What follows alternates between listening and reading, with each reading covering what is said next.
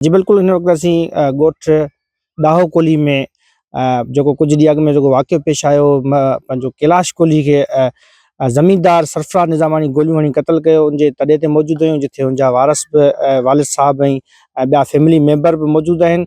अचो त हुननि सां ॻाल्हि ॿोल कयूं त हुननि जो छा चवणु आहे। गुज़िरियल कुझु कलाक अॻु में हुननि तलहार थाणे ते बि हिन मामले मुतालिक़ एहतिजाज रिकॉर्ड करायो, पर पुलिस हुननि खे कहिड़े क़िस्म जी ख़ातिरी ॾियारी आहे। अचो हुननि जे पेरेंट्स सां ॻाल्हि ॿोल कयूं, हुननि जो छा चवणु आहे। असां चऊं था त हे जेके कोल्ही आहिनि, हे सिंध जा असल वारस आहिनि। हे कोल्ही बिरादरी हिते हारी बि आहिनि, सिंध जा पुराणो रहाकू बि आहिनि। हिननि जो जेको ही क़त्ल थियो आहे, इंतिहाई अफ़सोसनाक आहे त हिकिड़े ग़रीब हारी खे हिकिड़े वहशी इंसान बिना कंहिं सबब, बिना कंहिं वजह जे दरंदगी सां क़त्ल कयो आहे। असां वक़्त जे हाकिमनि ऐं आला इदारनि खे गुज़ारिश कंदासीं त तव्हां 24 कलाक जो अल्टीमेटम ॾिनो ऐं हिननि खां मोहलत वरिती त असां तव्हांखे वरी बि रिक्वेस्ट था करियूं त फिल फोर कातिल खे गिरफ़्तार करियो। ग़रीब आहियूं, वरी बि रोडनि ते निकिरी ईंदासीं, घोड़ा कंदासीं पंहिंजे हक़ जे लाइ त असांखे हक़ जो तहफ़ुज़ ॾियो वञे ऐं असां सां इंसाफ़ थियो वञे। असांजो त पुलिस एसपी खे वधीक दरख़्वास्त आहे त जल्द जेकी पाण ज़बान करे वियो आहे, जीअं टाइम ॾिनो आहे उन टाइम ते पंहिंजे ज़बान ते क़ाइमु रहे। जे अगरि नथो टाइम थिए त असां वधीक धरणो हणंदासीं ऐं उनजी ज़बान आहे त असां सां गॾु वेंदोसीं। एसपी ऑफिस जे अॻियां धरणो हणंदासीं, असां सां गॾु वेंदो। नाइंसाफ़ी थी आहे, नाजाइज़ी थी आहे, बेगुनाह जेको आहे सो क़त्ल थियो आहे। मुंहिंजो हारी बि आहे, क़त्ल करण वारो जेको आहे असांजी बिरादरी जो, पर असीं लॻल आहियूं त कंहिं बि नमूने गिरफ़्तार थिए, अञा ताईं गिरफ़्तार कोन थियो आहे।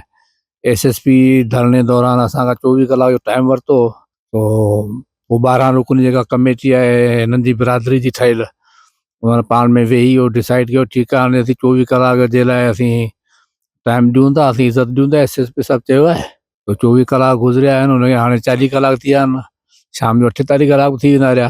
हींअर बि थाणे था अचूं पिया, हुननि चयो असांखे अॼु शाम ताईं मोहलत वरी बि ॾियो। कोई कमेटी वारा जेके दोस्त हिननि जी आहे बिरादरी जी, उहे गॾु आहे, हुननि जो असांखे ठीकु आहे, हिकु दफ़ो असीं वरी बि तव्हां ते भला एतबार कंदे सिजल थिए थी तव्हांखे टाइम ॾियूं था। उन खां पोइ हिननि जी जेका 12 रुकनी कमेटी आहे, असीं सभु गॾिजी वेही पोइ आईंदा जो गिरफ़्तार थिए थो ठीकु आहे, न त पोइ आईंदा जे लाइ अमल जो ऐलान करे असीं ॿुधाए छॾींदासीं। माण्हू उबजू सुबजू ॻाल्हियूं पिया कनि, इन्हनि में का सदाकत कान्हे, न ज़मीन जी तकरार जो मसइलो आहे, न छा आहे। ये कॉमन सेंस जी ॻाल्हि आहे। ज़मीन जी तकरार जो मसइलो हुजे, मुंहिंजे सालनि खे धकु हणे, मूंखे धकु हणे, हारी त अॼु विड़ियो आहे, उहो न को हिनजो हारी आहे, न हिनजे बदनी में वेठो आहे। तव्हांजे साम्हूं ही भिंडियूं बीठियूं आहिनि, जंहिं पासे कमबे कई हू पासो किथे आहे, हीउ पासो किथे आहे। त असां चाहियूं था जेको कातिल आहे उहो ई गिरफ़्तार थिए। सीएम साहब खे बि चवां थो, आईजी खे बि चवां थो, वज़ीर दाख़िला खे बि चवां थो, ख़ुदा हिन मामले जो फौरी नोटिस वठो। हीउ मामिलो जेको आहे सो हाणे मक़ामी कोन रहियो आहे, हीउ इंटरनेशनलाइज़ थी रहियो आहे। राति में इंडिया जा वीलागर ॾिठा पियो, उन्हनि हिन ते जेको वीलाग पे कया, हीउ असांजे मुल्क जी बदनामी जो मसइलो आहे। त ख़ुदा जे वास्ते जेको आहे सो इन ते फौरी तवजो करियो। एसएसपी बदीन हिननि खां 24 कलाक जो टाइम वरितो, पर हिन वक़्त ताईं कातिल गिरफ़्तार नाहे थियो। आल पाकिस्तान कोहली इतिहाद हिननि जे इतिहाद जो इहो बि चवणु आहे त ही आईंदा जो लाइअमल जोड़ींदा।